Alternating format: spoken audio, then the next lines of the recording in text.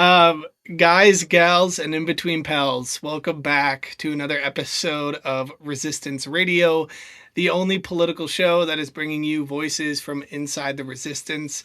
As always, my name is Dane Snudden, otherwise known as the Super Communist, and I am joined, as always, by the autistic genderbender chaos queen herself, Emma Embers.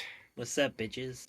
And our AI program, James, joining Well, us I cannot through the program, as always. Not beating the allegations.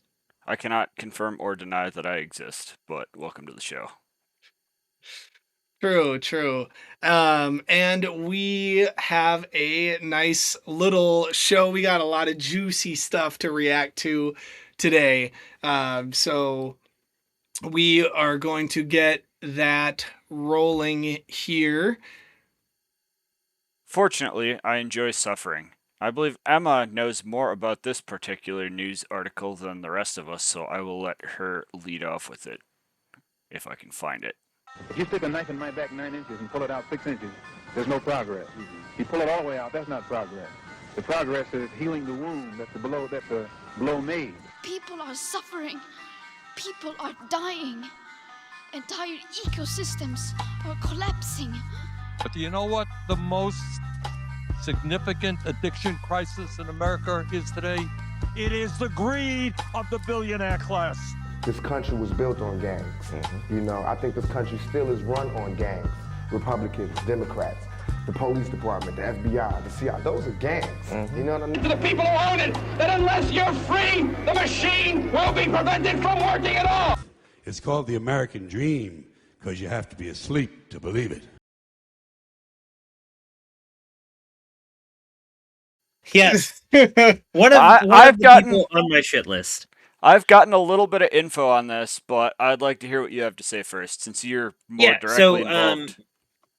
Some of my info is pretty limited on it, to be honest, because I wasn't there for it. I just, I know Kathy, obviously, because we've been working together on the Safe Haven Hope Center stuff and all of that. I'm trying to pull it up real fast. Sorry, I would have had this. So, yeah, basically what happened was, Eric Wimberger, who's a senator here in Wisconsin. Unfortunately. I call him Eric Windbagger because that's pretty much what he is. He's just a fucking windbag. But what he basically did is he does not represent Green Bay at all. He represents De Pere and like the surrounding area over there. And he lives in De Pere, but he has a lawyer office that just happens to be on the same street as Safe Haven Hope Center's newest shelter, which is... Safe Haven Hope Center is different from Safe Haven, which if you're in Green Bay is a animal rescue, primarily cat rescue sanctuary. Yep. And over the past couple of months, they were housing the homeless people in the city because we're in Wisconsin and it gets unbearably cold. Yep. And the city wasn't stepping up. So they stepped up. They do phenomenal work already. There was a lot of drama regarding that. So they decided to start their own homeless shelter, basically. Yep. And so that's what Safe Haven Hope Center is, Yeah. just for background. Yep, and in the last few weeks, we've had this scandal going on with one of our community outreach networks called NewCap, where they basically had to shut the entire organization down because the CEO was doing all kinds of fraud and scandal and stuff like that. But the benefit of that is that they had 3 different shelters that are basically just giant houses that they converted into shelters. And one of those we were able to get for Safe Haven Hope Center, and they literally just all moved in on the 1st. Nice. Which is why this happened, because Eric Windberger's law office happens to be on the same street, and the day that they moved in, the day before they moved in, one of the members there, his name is Pops or David, he passed away in hospice care, and so to honor him, they decided that they were going to keep a fire going for 3 days, like in a fire pit. And so they were doing that yesterday, since that's the day that they moved in. And then Eric Wimberger showed up, and according to Kathy, he was so angry he was shaking. and basically telling everybody that they had to leave, which is not true. They don't have to leave because they have a lease there, and the city also worked with them to help them get the new cap shelter. They did everything above board. They have every right to have that place. Also, it was a homeless shelter before. Right. It's just that this specific group, for some reason, he has a problem with now. Right. Presumably, to me, I think he was hoping that NewCap would have because he was one of the investigators against NewCap. Of course. I think he was hoping that it would not continue to be used as a homeless shelter, basically. Yeah. And having new people come in and it be a permanent homeless shelter is something that he was like, I almost got rid of all you vagrants or something. Right. Yeah. Emma hit all the points that I was going to bring up. Apparently, he's very concerned about his property value.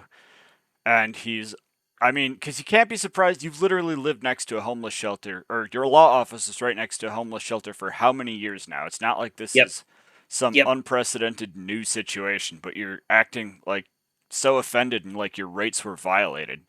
But well, it gets even better because what he said is, he said, why in the world do you think that just because of my position I have to sit back and get abused and destroyed and accept that? I have no power over anyone's fate over there except for what I can observe and report to police. Absolutely no one, myself included, should just suddenly have 10 drug addicts or criminals housed next to them. NewCap at that location were families and domestic abuse survivors, not what Safe Haven is doing, the opposite of their namesake. Okay. The only person he should be worried about getting railed or destroyed or whatever the fuck he said, I bet he does want to get railed too. The only thing that he should be worried about is the state of the fucking economy. Right. Like, do you hear him complaining about how much he's paying for gas or anything like that? Like, fuck your property value. As one of the top investigators working to shut down NewCap for their fraud, he should be doing something to help the 134 families that now are facing homelessness because NewCap isn't there to help them anymore and nobody's providing an alternative. He could have come in with an alternative for that, but he's not. Why? Because he doesn't give a shit about the fraud, the waste, fraud, and abuse. He just gives a shit about this organization helping people around town and putting a fucking homeless shelter next to his office. Well, it was the same thing in Minnesota with the fraud there with Nick Shirley. Like, they don't care about fraud.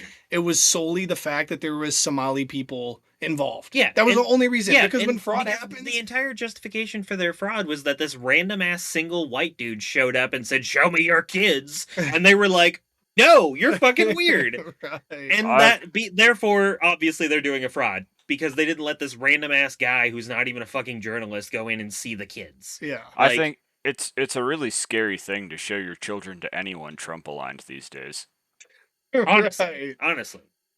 And I mean, it's hating on the homeless is like page 1, sentence 1 of like the conservative hate book. Yep. So it's not really surprising, but it's like, dude, you got to do better. And like the fact that like his constituents don't see that, like he openly supports somebody who we will probably talk about has made some comments about how we can't have nice things in this country. Yep. Besides nice warplanes. And then you're going to complain about like, homeless people don't have property values. No. Like that. Well, and also, let's just talk about how far gone we are as a culture. And luckily, he's been getting a lot of pushback, probably more than he was expecting to get on it from that situation. And big thanks to Kathy and everybody else over there for really helping spread his name and shame him. Mm-hmm. Because he really is, when you look into more of what he's done, he's just an awful person in general. But this is a problem at the core of our society, which is that, the reason that people like HOAs exist, for example, HOAs in concept are a great thing. It's something that, our neighborhood can come together. It's basically like a neighborhood union. That's cool. But how they end up being used now is, well, we don't want anybody's property values to go down. So if you want to paint your house a cool color, we're not really cool with that. Right. And it's, videos of people breaking into other people's homes basically because they work with the HOA and they're like, no, I'm coming in because I need to make sure that you're following all of our standards. Yeah. And this whole focus on property values over people is just part and parcel of this system that we have where we've just decided that people are worth less than property. That's why the police don't actually protect people. They protect property. Right. They're never going to show up and actually stop a crime from occurring. They're just going to show up late to the fucking thing, maybe shoot your dog if you're lucky, and then take down a report and never follow up on it. Right. Like, which is why, like, it was so fun during the defund the police arguments when people would be like, well, you better never call the police for anything. And I'm like, it's been 16 years since the last time I called a cop for something. So I think I'm fine. Right. I think this whole situation is really ridiculous because now correct me if I'm wrong, and obviously at time of recording, it's a very ongoing matter, but let's just say some of the allegations about New Cap would be difficult to defend in a court of law. Do you think that's fair to say? Yeah. Yeah, and yeah, no, they're pretty strong. Like even people like Ahmad are aware of the fraud. And, Yeah. and it's not like the Nick Shirley situation. There is actually fraud going on there. Right. And it was catastrophically bad. But okay, so they'd be difficult allegations to beat. Let's just say that because obviously anything is ongoing. Cheryl Dietrich has denied any kind of wrongdoing, but you've got Eric Wimberger show up. And now this whole thing is motivated by spite rather than any kind of search for the truth. Like, how do you deal with a fraudster and come away looking like the worst person and undermine the investigations? Like, holy shit, what an asshole. Yeah, no, and the other part of it too is that he doesn't know a single fucking person in there. He's never Of course he doesn't. stopped to take the time to talk to any of these people. Of course, none of. So like, he has they no never idea talk that to they're homeless people. The way that he said that it's like 10 criminals and drug addicts, he has no fucking idea. Well, I mean that's I mean, and then like they don't know homeless people. Yeah, and if they went and talked to them, they'd realize they're normal people. Yeah, like. And then he tries to draw that distinction where he was like, the New Cap shelter was full of families and domestic abuse survivors. Again, he's not talked to any of those people because I've gotten to know a lot of these people. I love them. They're amazing people. Yeah. One of them, the day that the city told us we couldn't keep them at Safe Haven anymore, and everybody was really emotional and all that. One of the unhoused folks was literally like, "Bitch, say the word. We'll go do a sit-in right now in City Hall." I was like, "Queen, let's go." But obviously we were told hold off. Right. Let's actually talk to the city about it first, and then everything worked out. But yeah, they're amazing people, and they are also families. Right. People with families, domestic abuse survivors. A lot of homeless people have experienced domestic violence. Yeah. A lot of the time, that's how they ended up homeless. Right, exactly. Something like 80% of homeless people have jobs. Right. I forget the exact stat, but it's high. Yeah. I mean, that's the other part too. And then, like, when I was homeless in Virginia, one of the things that we dealt with was, like, they wouldn't even let us I remember it's so demeaning in the moment. We tried to get a library card, and we had put our address as one of the addresses of one of the homeless shelters around town. And they pulled out a big old binder, laid it open, and started going through it because it was a binder full of all the homeless organizations and places that homeless people typically use as addresses. They looked it up, saw that it was one of those shelters, and then said, "I can't give you a library card because that's not a permanent address." What the fuck? Yeah. Now, that was 16 years ago. I don't know if it's gotten better or worse, but... Yeah. Closing thoughts. Fuck Eric Wimberger. Yeah, Eric Wimberger really just... I mean, that's... Like you said, James, you can't, like...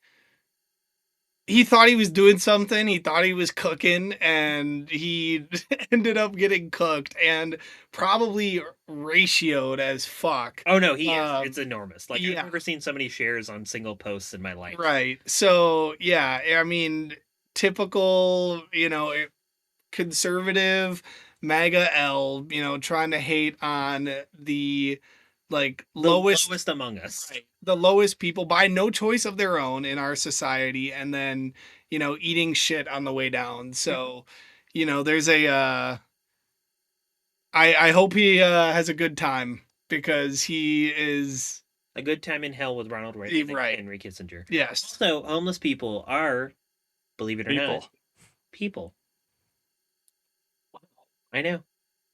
These days, that's a stark revelation. So it's very brave of you, Emma. I know. I am very brave. #brave. In other news to talk about, it is kind of old news and new news. At least this clip that we are going to be looking at is new.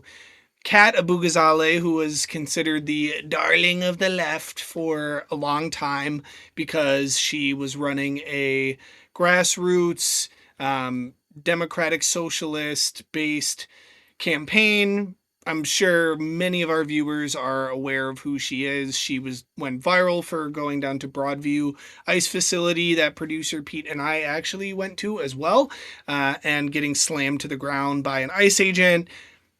There's a lot of lore. She lost a very contested race for the U.S. Congress for District 9 in Illinois. Democratic primary. In the Democratic primary. She lost the Democratic primary for District 9 in Illinois. There was a lot of outside money with AIPAC and J Street and other Zionist orgs that was coming in.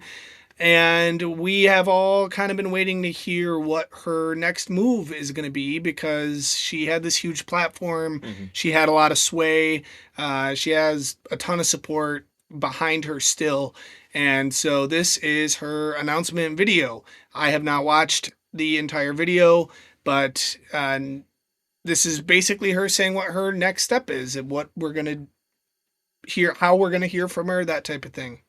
Guys, we are so back. My name is Kat Abu-Ghazaleh. I was running for Congress in the 9th District of Illinois, and the most common question I've been getting over the last 2 weeks since the election is, what's next? Well, I can finally answer that, at least in part. Over the last year, we built a network of over 10,000 volunteers, locally and remotely, a donor network of 65,000 plus people. We fed and clothed thousands of folks, and we were able to turn out the vote in ways that haven't been seen in this district in decades. And that's because we rooted our campaign in making positive change now. We lived our values rather than just talk about them. From our office doubling as a mutual aid hub where you could get everything from clothes to baby formula, to our events being free and fun, to being open and honest. Was anybody else aware that her office was serving as a mutual aid hub? I had no idea, but that's cool as fuck. Yeah, no, I know. Like, we need more people to do that. Matter of fact, let's call Kat. She needs to do that. The DSA is going to office eventually, and it'll definitely be serving as a mutual aid hub. Awesome. Yeah. So, I mean, that was, on top of running a campaign, that's crazy. But it shows crazy dedication to the community. Yeah. Nightmare world we currently live in. We built a community, and we don't want to squander it, because that's one of the worst parts about campaigns and politics, among a lot of worst parts. We let momentum and infrastructure die as soon as an election's over. We create communities, make a bunch of promises, and then Irish goodbye once the campaign ends. And every time that happens, it makes people... I think that is really funny, and that's something that I have noticed but never deeply thought about, is all of this money is spent, all of these people are talked to, and I mean, obviously we see this a lot from the the Dems, and then it just all fucking disappears. Yep. And it's until the next cycle. Right. That was one thing we talked about when I was with Power to the Polls, was I kept pleading with them to invest in Green Bay more, because they put most of their work in Milwaukee and Madison, naturally. Mm-hmm. But I was trying to tell them, look, Green Bay has a lot of promise. They just need us to be there, and not just as an every 2 years electoral thing, or every year for Supreme Court races, but as an actual community organization, showing out every fucking day in the community and being look, we're not just here to show up and sell you on these candidates every few years. We're here to actually do good work in the community. And unfortunately, I could never get them to agree on that. And part of that's because of funding things, whatever. That's also one of the things that we talked about with the No Kings protests, is No Kings 2 brought in 4,000 people. And then what did we do with all those 4,000 people? Nothing, which is one of the things that we set out to change with our No Kings 3, where it was we don't want this to just be something that happens and then in a few months maybe it happens again. Right. And we just keep doing that. We want to actually have something tangible that people can do, people can follow, that we can turn this momentum into something successful. Yeah. And it often happens with protests where they just go, okay, we're done. Good, go home, everybody. Good signs, nice work. And then nothing to follow up with that. They do it with campaigns. They do it with, canvassing it's just all over our political Mhm. system. That's kind of the approach that people take, is they build the momentum and then they don't know what the hell to do with it afterward. And a lot of people take the cynical approach of like, well, I lost, so fuck it, I guess. Right. And but a lot of them, it's literally just that they either don't know what to do with it, or they, in some cases that I won't name, are probably just here to make sure that that momentum doesn't go anywhere on Right. purpose, because they know that that momentum is powerful. But I think it goes a little bit deeper than what you're saying, Emma. There is kind of... I think it goes a little bit deeper than what you're saying, Emma. When you think about it, there's almost an unspoken agreement pretty much inherent in American politics where the elected official is not going to go, they're not going to keep any of their campaign promises usually when they get into office, and they'll actively work against what the people that voted them in for. But in exchange, they won't make you think about politics again until next election cycle. Yeah. Yeah. Less likely to be involved in politics again. It makes people feel like their only value to those in power is what they can give. And I think that's bullshit. So we're not doing that. But what does that actually mean? Well, first off, we are keeping our office at 7016 North Clark Street open. Throughout the campaign, our office operated as a mutual aid hub as well as a campaign headquarters. We fed and clothed thousands, and we want to continue doing that work. In fact, now we can devote even more time, space, and capacity to doing that. So if you need diapers or Narcan or coat or whatever it may be. Sorry. How is she going to pay for it? I know. I mean, doesn't she know that there's a war in Iran on right now? Like, we really can't. I said Iran again. Our war in Iran again. And we need all of our blood, sweat, and treasure for that. So we don't really have it for the poor people. It's I'm almost jumping ahead again, sorry. It's almost like when you put effort into a community to make local people's lives better, they like to give back to you.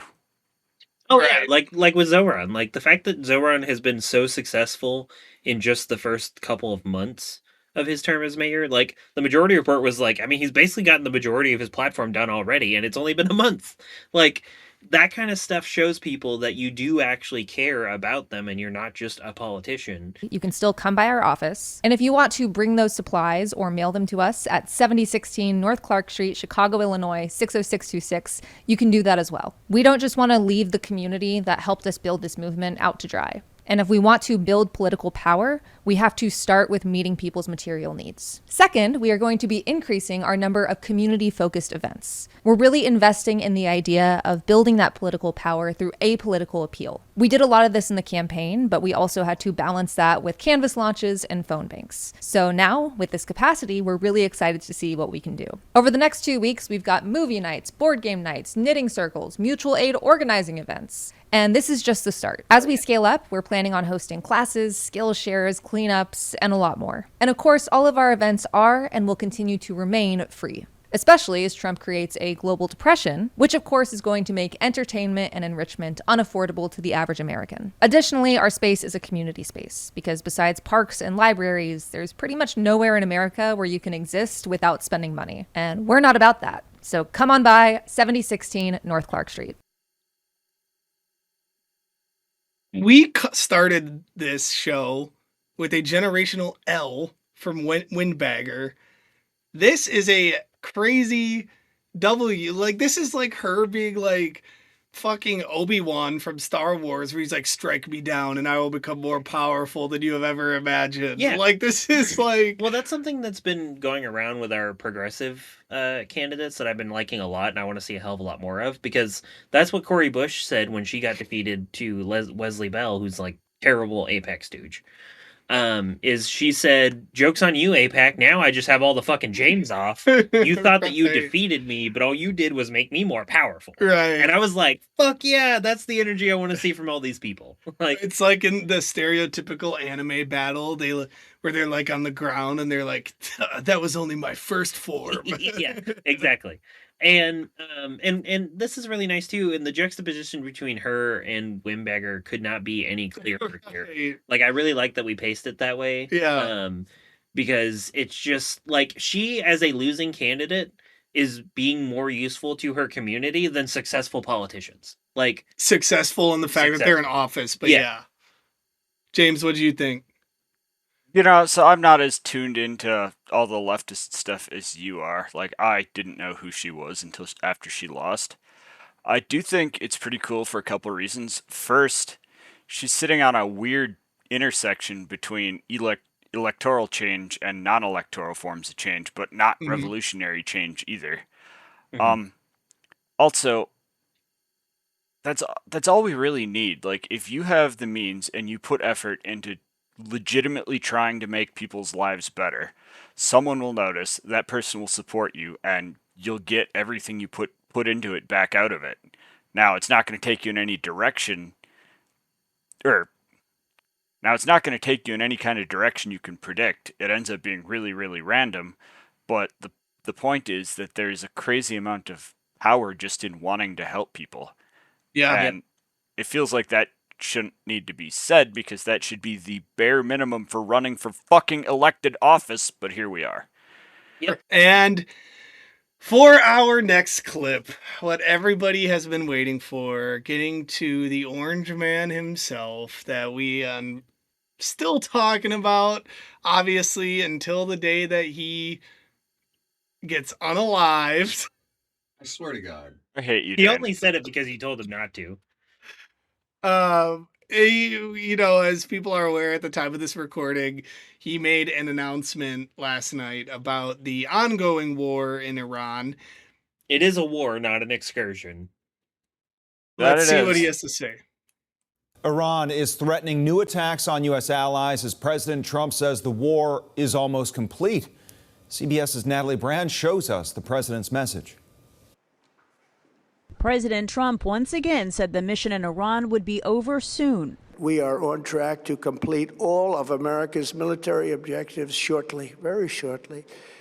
We're going to hit them extremely hard over the next 2 to 3 weeks. In his primetime address Wednesday, he did not reveal much new information, but again gave his justification for the conflict. For these terrorists to have nuclear weapons would be an intolerable threat.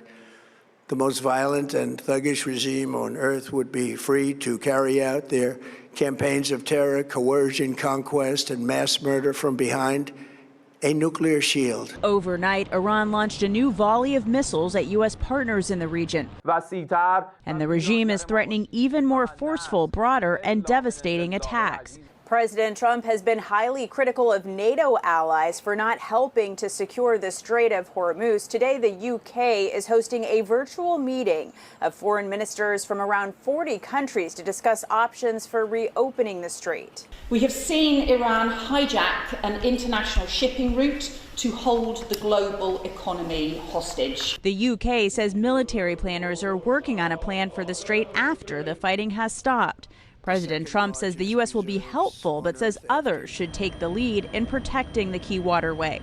We don't have to be there. We don't need their oil. We don't need anything they have, but we're there to help our allies. Thursday morning, the price of U.S. crude oil rose 10% to more than $110 a barrel. Natalie. The most brutal and thuggish regime on earth, ladies and gentlemen. Okay, thank God. All right, listen. First of all, a little history lesson needs to be said on Iran every time, because not a lot of people understand the history of what happened there.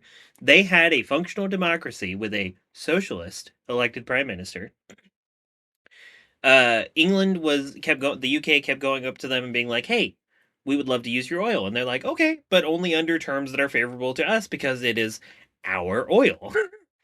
And they were not playing ball at all and were being pretty disrespectful even in their negotiations. As they should. As they should, because they're a colonial world power after World War II. And so finally, Mohammad Mossadegh, the prime minister at the time, was like, all right, we'll just nationalize our fucking oil fields then, if that's how you guys are going to be about it. Yeah. Churchill immediately went crying to Eisenhower, begging the U.S. to help MI6 get involved in Iran and help that whole situation. And that culminated in Operation Operation Ajax. Ajax was the operation where we went in, overthrew the democratically elected prime minister, installed the Shah, who was already the king of Iran, but he was the government blocked him from doing anything through their constitution. He was more or less just a figurehead. And by getting rid of Mossadegh and allowing the Shah to take full power in Iran, we basically just installed a dictator Right. over a democratically elected government where women did have rights, since they love to talk about women's rights in the Middle East, only when they want to do a military action there. Women had more rights then. They had a more functioning society. They were doing great. They were like really challenging the post-colonial worldview on how countries would develop. Mhm. And then we completely nerfed all of that when we put the Shah in power, and he was a brutal dictator who killed people. He had secret police. You weren't allowed to question him. All that standard brutal dictator bullshit. And then in 1979, the people united behind the Islamic Revolution of 1979, which overthrew the Shah and installed the Ayatollah, and that's the system we're still dealing with. So it's funny to me that now the UK is coming around and once again saying Iran's not letting us use their oil, and we want the US to help us with that. So history doesn't. There's the saying that history doesn't repeat, but it does rhyme. But in some cases, it does actually repeat. Yeah, because one of our top, like, he's no longer favored now, but our top replacement for the Ayatollah was just the son of the original Shah that the Ayatollah overthrew in the first place. So it's literally repeating itself. I just think that it's crazy to say that all of our military endeavors are going to be done in 2 weeks when literally last year he said that we took care and got rid of their nuclear capabilities, and now we are literally deploying boots on the ground to a place that we shouldn't be in. Everybody could agree on that, but a place that not only we shouldn't be in, that Trump said didn't have nuclear capabilities, and now we're going because they're once again weeks away for the 5 millionth time in 30 years. Right. And it's just like, I have my qualms with NATO, and that's something that we can discuss, I think, maybe a different time. I'm personally not a huge fan of NATO. But Trump basically shedding the blame and saying, well, now you guys got to worry about it because we don't need the oil. Motherfucker, we don't need the oil? So we're just bombing them for the love of the game? Is that what he's saying? Well, and it's the same thing with Venezuela too, is where they were like, it was a great operation, we killed the Ayatollah. That man would have been taken out in a week by a stiff breeze. He was fucking 89 or something like that. Yeah. And his son was already set up to take over for him when he inevitably died, which could have literally been at any time, because again, he was in his 80s. He's old. So like, and then with Venezuela, they took out Maduro, sure, but then they left his fucking vice president and literally every single other person in charge of the government in charge. So nothing has changed. Yeah. And it's like Trump is the worst example of all these like neocons that love to go around the world and do nation building and all that, except he doesn't give a fuck about, like, he has such a short attention span that to him, he's like, well, if we can't get it done in 2 weeks, then leave it the way it is and we'll pretend we won something. And that's what he did with Venezuela. It was like, okay, well, we took out Maduro, so clearly everything's fine now. And then we didn't actually do anything or accomplish anything, and we may not even keep Maduro. And if you know anything about military strategy, you know that if you are going to be on the bad side of a choke point, that's a shit show. Yeah. And that's part of the problem with Iran in general, is that, like, even that one island has a giant mountain range on it. Right. That keeps it to where you only have 2 access points, really. One of those being a choke point, the other one being storming the beach like it's fucking Normandy. Mm-hmm. And then Iran itself is full of mountains everywhere. Right. So you can't just, and then, like, Isfahan, which is one of the major, what is it? Uranium. Yeah. Isfahan is one of the major uranium sites in Iran. It's like 300 miles inland. Mm-hmm. And like the stuff that they're talking about doing as ways of going in and doing that is like, there's military experts out the wazoo saying this is a stupid idea. Yeah. Like, you guys are trying to play this war like it's a Hollywood movie, and it's not going to work that way. Yeah. Thanks, Phone. I got 2 points I'd like to make. The first is that Iran holds all the cards in this. I got 2 points I'd like to make. The first is that Iran holds all the cards in this situation because Absolutely. they don't actually need to do that much. Like, it does not matter how much Trump bombs them. Like, it's not enough to bomb their chain of command, their missile sites. You could turn the entire country into basically a parking lot, and that wouldn't help because Iran doesn't actually need to sink the ships trying to cross. All they need to do is maintain enough capability to send the occasional $20,000 drone out toward a ship, and then all of a sudden, no insurance company is going to touch any ship going through there. They can effectively keep the strait closed as long as they want. And I think some people have realized that. I'm willing to bet that we go boots on the ground in Iran within the next couple weeks. And I say this because, well, it's pretty open news that we've been sending a lot of troops in that general direction. But on conservative media, the pro-invasion astroturfing has been off the charts lately. And breaking news at time of recording, Pete Hegseth has fired 3 top generals. Now, if you're still a top general at this point in the Trump administration, like, you kept your job. You weren't obviously whatever the fuck they want to get rid of at the moment. The only reason you leave now is because somebody tried to force you to cross a red line. Yep. Yeah.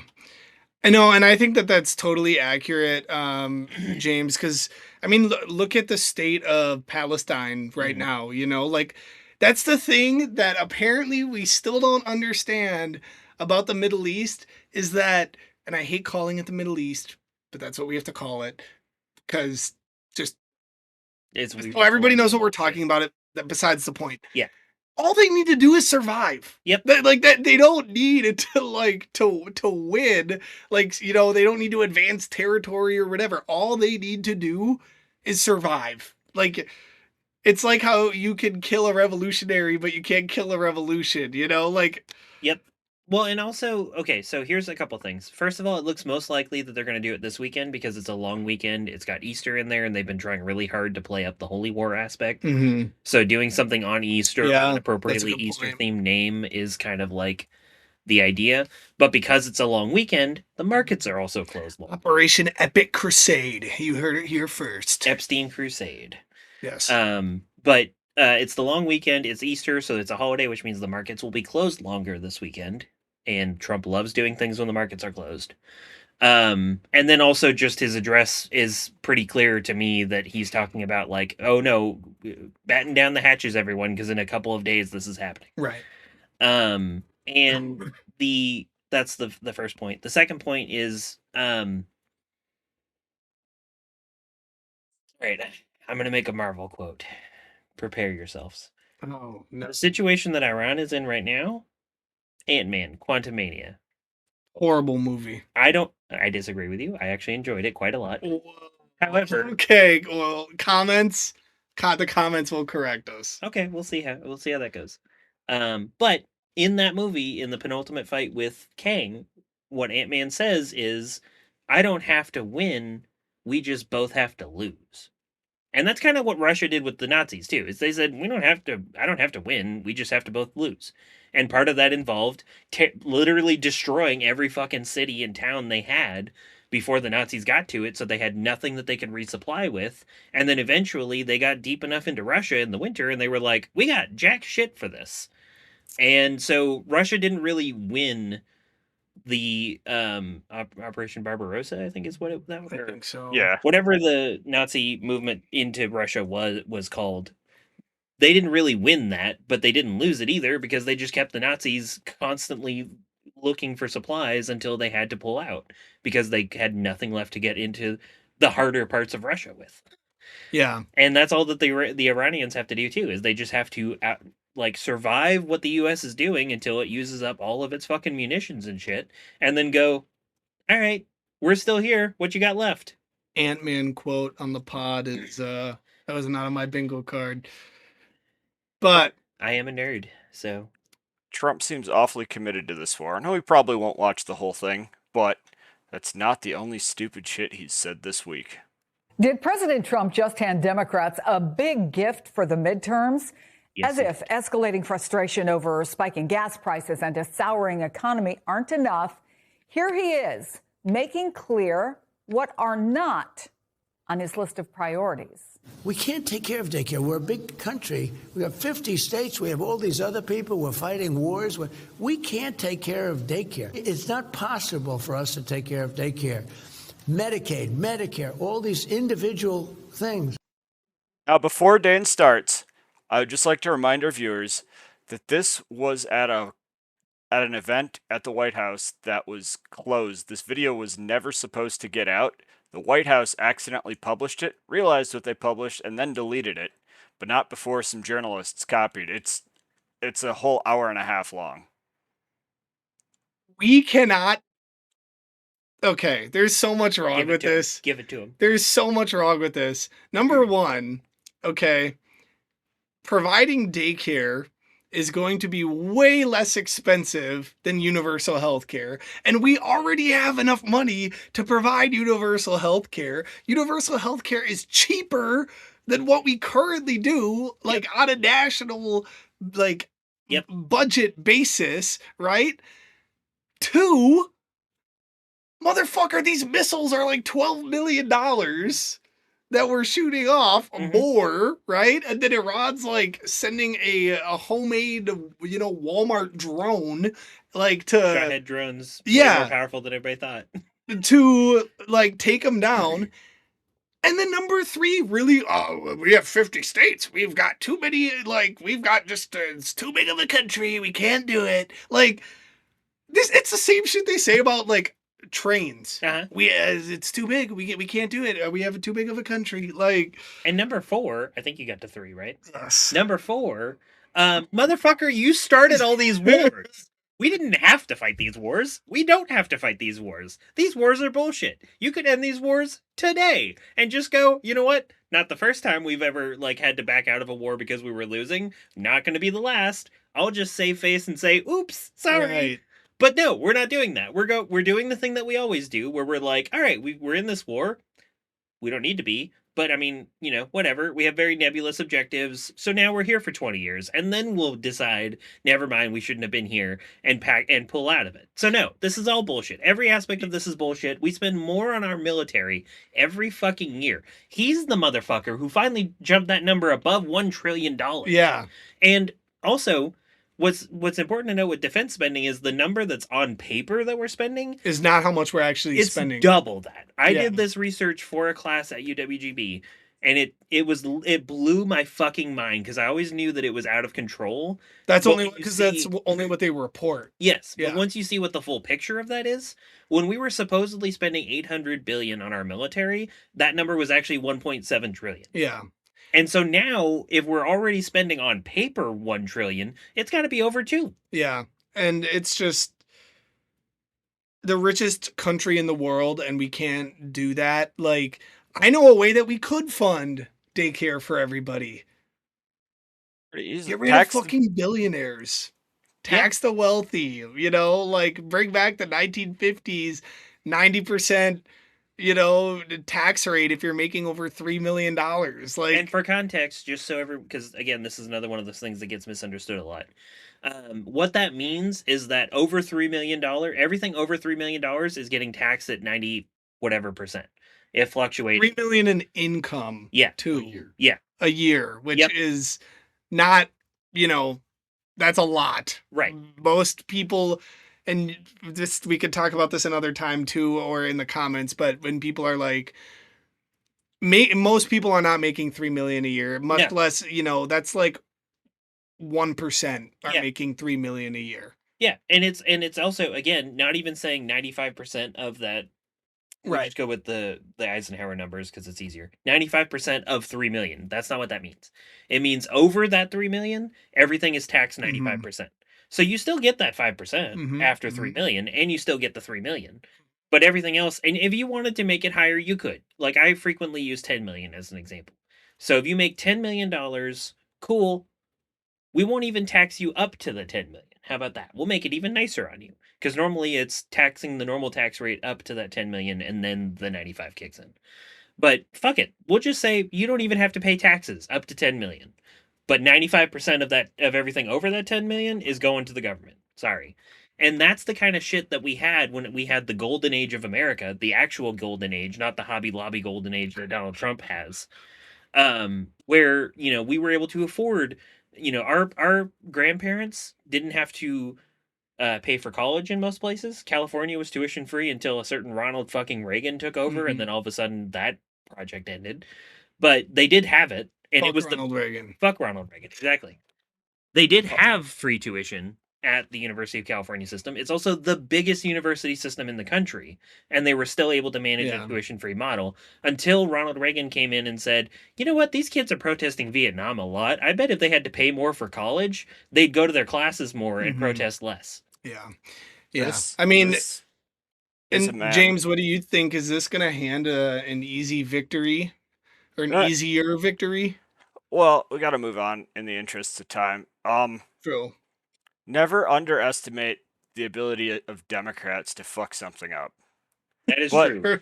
I will say there's only very certain things that are true in the universe: death, taxes, and Democrats snatching defeat out of the jaws of victory. Yes. I will say to close though, this is a man who got, there's a lot more racism in it than I'm going to go into here, but this is a man who got elected on two promises. One, help the working class. Two, no new wars in the Middle East. Like, fucking both of those up in the same sentence is quite the accomplishment. Yeah. All right. So recently, a certain Governor Tony Evers signed into law Wisconsin State Legislature 2025 AB 446. And there's been a lot of controversy associated with this bill. And I've got the text of this bill up in front. Most of this is pretty ignorable. It basically states that this bill provides that government entities, when deciding when something is a hate crime or legal discrimination, will use a certain definition of what it means to be anti-Semitic. And then they've got some standard definitions and your standard disclaimer that nothing in this can interfere with your First Amendment right. So the definition, which I'm going to highlight right here, that they're using, which basically just is it. What it does is it defines when something is discriminatory, whether it's a hate crime or like an illegal law. The definition they're using is the one set forward by International Holocaust Remembrance Alliance on May 6th, 2016, which I happen to have up right here. This definition of anti-Semitism is pretty straightforward. Anti-Semitism is a certain perception of Jews which may be expressed as hatred towards Jews. Rhetorical and physical manifestations of anti-Semitism are directed toward Jewish or non-Jewish individuals and their property, toward Jewish community institutions and religious facilities. Right. On the surface, that sounds perfectly fine, and I've noticed, especially on the left, there's been quite a lot of outrage about this bill. I think, though, that the vast majority of this bill is a nothing burger, except for one line that scares the absolute shit out of me. And here's why. This is definitely not the worst definition of anti-Semitism that I've ever read, because of this line right here. Manifestations might include the targeting of the State of Israel conceived as a Jewish collectivity. However, criticism of Israel similar to that leveled against any other country cannot be regarded as anti-Semitic, which, if you break that down and explain it, this is a common sense thing I think pretty much everybody would agree with. Like, you can hate Israel for trying to wipe out the Palestinian people. That is a very, very valid criticism. You can't hate Israel for being primarily populated by people of Jewish descent.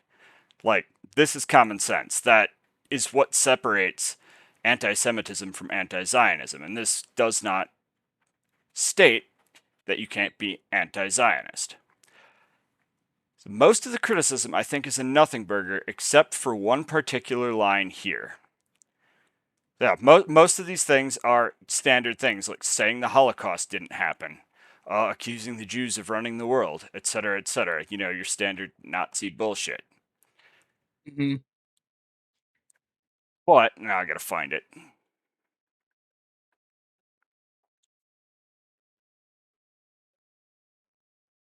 think it's the 6th or 7th one. Right here, yes. This line right here is the scary one, and this is what I think we need to be focusing on opposing. Because whether this law is a complete nothing burger, which, giving lip service to AIPAC is not really what I need our governor to be doing right now, or an absolutely terrifying thing depends on how courts interpret this line. Denying the Jewish people their right to self-determination by claiming that the existence of the State of Israel is a racist endeavor. Now, I think this is a reasonable argument that you can say the current existence of the State of Israel is not necessarily a racist endeavor. Just wait. I see you shaking your head over there. Let me explain. I was waiting for it because I was like, "Ooh, Dane's about to pop." I'll give you a chance to pop off. Push back on me. I love that. Because most of the people, it's like saying that the existence of Wisconsin is a racist endeavor. Yes, like a lot of people did horrible things to the people that lived here to make this a part of the United States of America. But most of the people that live here actually had nothing to do with it. And I'd say that most citizens of the State of Israel had nothing to do with the horrible things that the State of Israel has done. But the founding of the State of Israel is absolutely 100% inseparable. Like, that is by definition a racist endeavor. You're also Define this missing. section. So the second to last point is also an important one on here, because it says drawing comparisons of contemporary Israeli policy to that of the Nazis.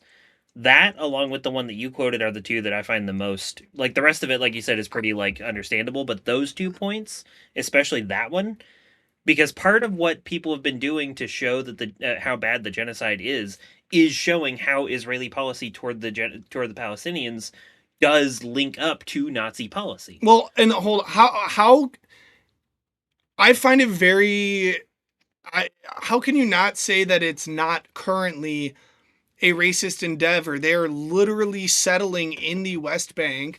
They are like illegally annexing parts of the Golan Heights, which is in a different country and is illegal under international law. And Israel is going in and just taking, like when the Assad regime fell, Israel came in and was just like snatching land. And then not only that, they literally just this week passed a bill saying that it is okay to give only Palestinians the death penalty. And they are the only country that has passed a death penalty specifically for an ethnic minority and one group of the country since the Nazis. Like, that is absolutely a racist endeavor. Like, it's an apartheid state. They also label all of their non-Jewish population as Arab, even if they're in people groups that are not Arab. Like, the Persians are not Arabs. They're Persians. Exactly. And the Iranians so in Israel are Arab.